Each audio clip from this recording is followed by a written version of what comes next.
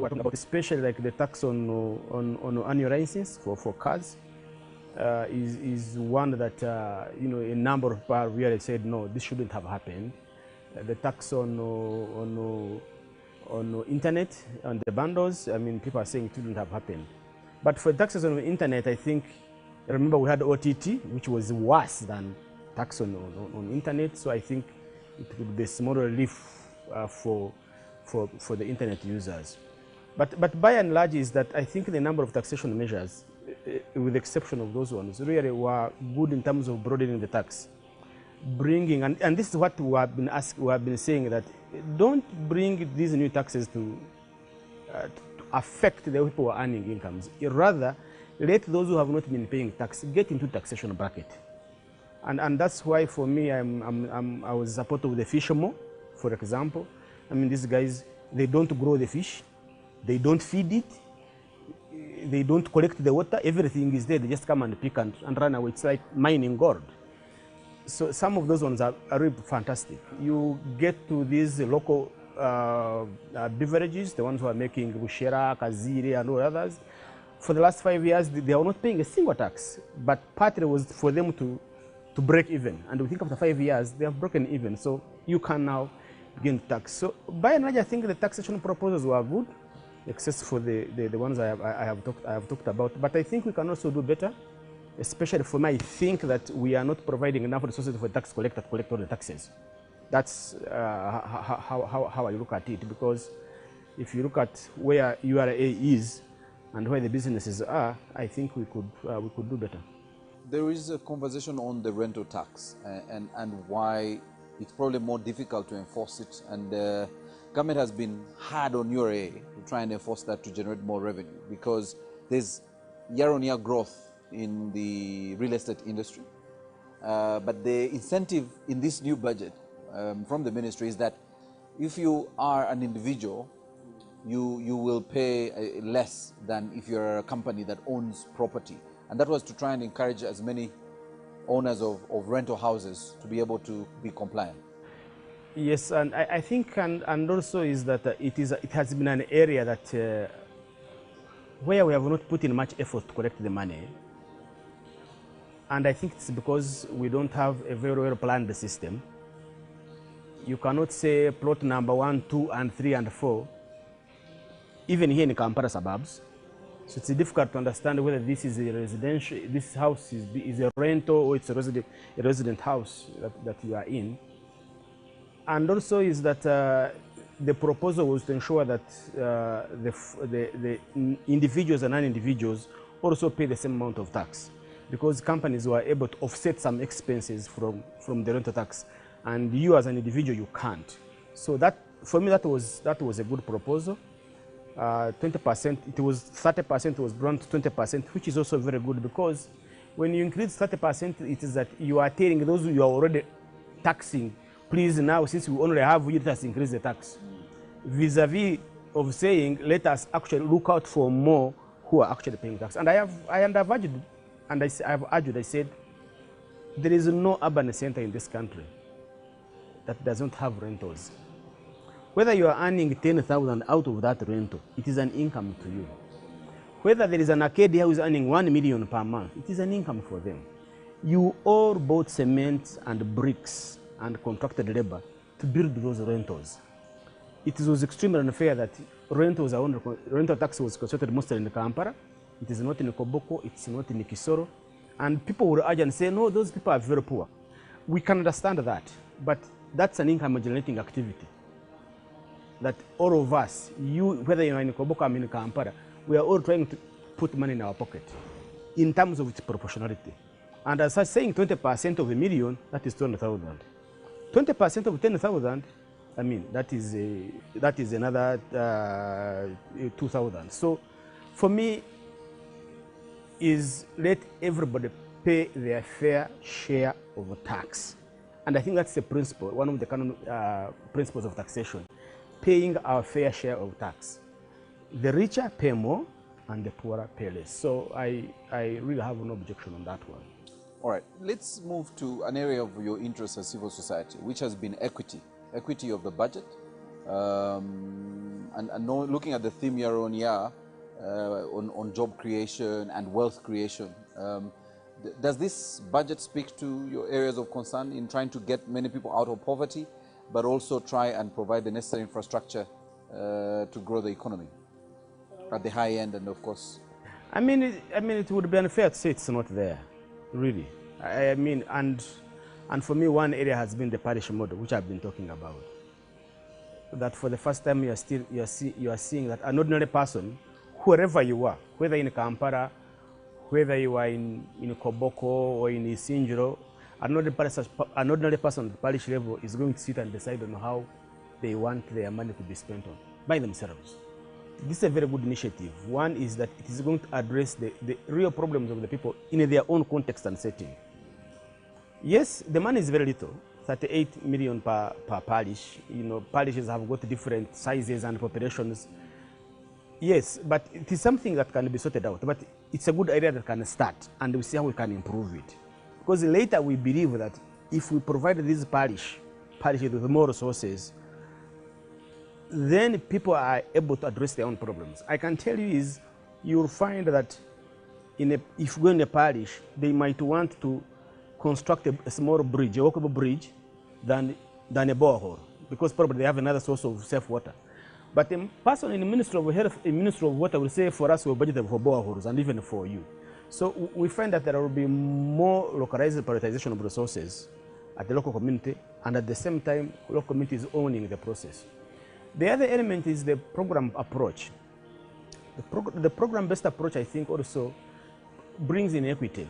Why? It is the time whereby you find that a ministry which has been budgeting in a silo will need now to know that to be able to to transform a human being, it is not only one ministry that is going to do that. It is a multi-sector approach. So many, for example. And I've given an example of, if you are in education, for example, and you're educating children from primary 1 up to primary 7, they need to be immunized. But immunization is being done by Ministry of Health. So Ministry of Education needs to inform Ministry of Health and say, look, I have children who are not immunized, because whatever it is, even if you are educated and not healthy, you are useless to this economy and to yourself.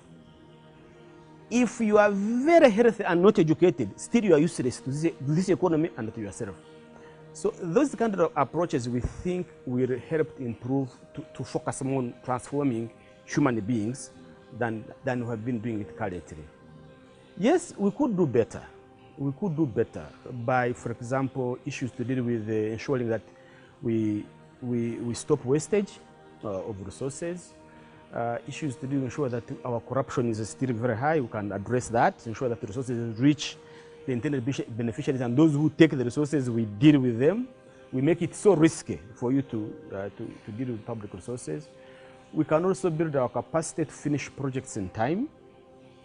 We take long to finish projects. We are told that we have improved from 40% of our projects, from 40% to 50% of our projects are finished on time. So we have a long way to go, but I think by and large, those could be some of the things we are looking forward to. One of the biggest challenges government has been having is domestic resource mobilization. And we spoke to some of the areas government wants to generate more revenue from. But as a civil society, are you open to making suggestions? And I'm sure you have within this particular budget on the areas that they should actually be focusing on to generate more revenue. So one of the areas which is very critical actually is tax administration. Because a few steps that have been taken, there have been tremendous results. When the digital stamps were introduced, let me tell you, a company that was providing returns of 60 million started providing returns of 200 million. And you're like, okay, what is happening? A company that was, returning 10 million, all of a sudden it is in hundreds of millions. Which tells you that we had serious issues to do with the administration. Automating systems is very, very critical and very important. Companies that were asking for VAT refunds of 100 million now are not even asking VAT refunds, because somehow the system started doing that. So strengthening administration, and that's why from the beginning I'm saying that if we cannot invest in revenue collection, then we're not going to get money. However good policies we are going to have, The other big element which I think we need to do is on speeding up the tax reforms. And again, I have said it, as I've said, you cannot bring digital stamps to a few manufacturers. Why? Because 5 years ago, if you went to the village, an event in the village, 90% of the drinks, Coca-Cola, Pepsi, and maybe Raham. Today, if you go, 50% of the drinks are locally manufactured. And these guys were not paying tax. So you are distorting the market for Coca-Cola and the rest. So if everybody is on the playing field, then it would mean that we are all paying our fair share of taxes, we are not distorting the market, and they are all contributing to the economy. So we're having a fair play. So let us also speed up these reforms. If a supermarket in Kampala is having an e-receipt, what about a supermarket in Rukunjiri, a supermarket in Teso? Because we all come to Kampala and shop from the same products or import from the same Chinese person. So if the other one is not paying the right amount of VAT at the time, then we are distorting the market. So we need, that's what I'm saying, we need to invest to speed up the reforms so that we don't distort, we don't distort the market. So that's an area. The other area for me is, and I think which has come in, is on encouraging compliance, because we are wondering how we can encourage compliance. And I think it should come out, but with education. Because one of the proposals is that if you buy from a tax compliance company or shop or supermarket, then you have a 10% VAT refund for you. I think it's very good, because I can see Ugandans now knowing that I should buy from this, but do I know that you are compliant or not? That's the question that's going to come. So there should be massive sensitization of people about this important element so that it can be done. So domestic resource mobilization, I think, in Uganda might not go along in looking for new areas of taxes, but for ensuring that those who are not paying the right type of taxes and those who are not paying taxes can actually get into taxation bracket and pay the fair amount. If we do that, our current tax to GDP, which is around 13.7 or 14, we can actually hit our potential of 21%. I'm very sure about that. If we can do that with vigilance, we can get it. So finally, the issue on debt, and we've had the numbers on our debt to GDP that is growing. In fact, the tax experts are saying we are now at low medium risk. You know, now we've moved quietly into the medium risk. What's the perception of the civil society on our tax position right now, and our insatiable appetite to debt as a country? Yes, debt. I think for me the question of debt is from the point of, why do we borrow? You borrow because you have a need to address. You borrow because you want to ensure that you invest and get returns. And I said from the beginning, I have said that this 50% threshold would be, we shall move above it. Yeah. We'll move above it. Why? Because the appetite to spend is so high and our capacity to collect is still low. But even when we improve our capacity to spend and we don't control the appetite, it won't solve the problem. So with the debt, I think our biggest challenge, what we are borrowing for, and how are we managing the current debt portfolio? If you have only 50% of your projects being finished on time, it tells you a number of things. Number one is that you cannot deliver on the services as you want. For example, if it's a water project, you won't deliver the water to the people. If it's a road, it won't be able to connect and transport goods and services in time. So you still lag behind some of those potential indicators. The other important also we need to know is that with the debt, if you don't, some of these debts is that you find you are paying you're paying interest and commitment charges on the amount that you have not actually utilized. So it eats on your resources. So what do we need to do? I think first is we need to build capacity within the government to manage projects. And for me is that this capacity it's not from the moon, it's within us. Capacity in terms of ensuring that we get the right person to manage this particular project.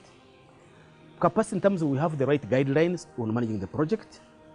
But also I think is we need to put some kind of some sanctions.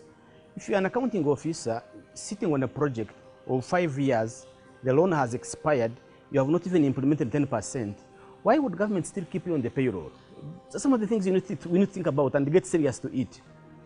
Then we will not have a problem with debt. Then it means that even if you get to 100% and you are implementing to the latter, you are implementing on time and within the budget, you will not have a problem. Say, oh, we have more debt. No. But now we say, oh, we have a problem with the debt because we are borrowing more and yet the portfolios we have, we are not even finishing it. So that's where the discussion on the debt, on saying let's stop borrowing, let us borrow less, is coming from. So I think for me, government needs to look at public investment management. If we can deal with seriously, we will not be discussing the question of debt. Because like I said from the beginning, Maurice, is that a country like Uganda with an infrastructure deficit, how will you address it if you cannot borrow money to address some of these problems? Thank you. Thank you very much, Julius. Thank you so It's much. always a pleasure having to talk to you. And you're watching the Budget Conversations. We've been talking to the Executive Director, CS BAG, Julius Mukunde, on the civil society perspective.